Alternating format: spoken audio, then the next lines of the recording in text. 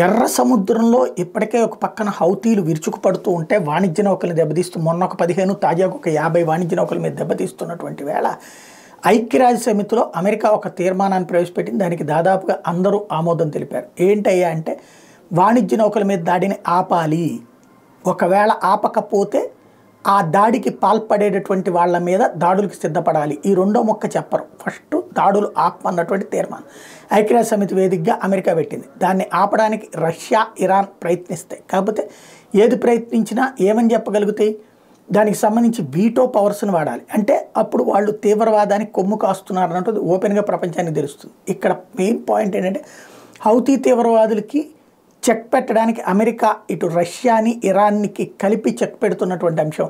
రాబోయేటువంటి రోజుల్లో ఇది పెను యుద్ధంగా మారే ప్రమాదం ఉంది. ఒకవేళ ఐక్యరాజ్య సమితి తీర్మానాన్ని పక్కన పెట్టినా సరే నేరుగా వెళ్ళి అటాక్కి పాల్పడేటువంటి అవకాశం ఉంది. అనవసరంగా రెచ్చగొడుతున్నారు హౌతీలు. అది ఎక్కడి దాకా వెళ్తుందో తెలియదు.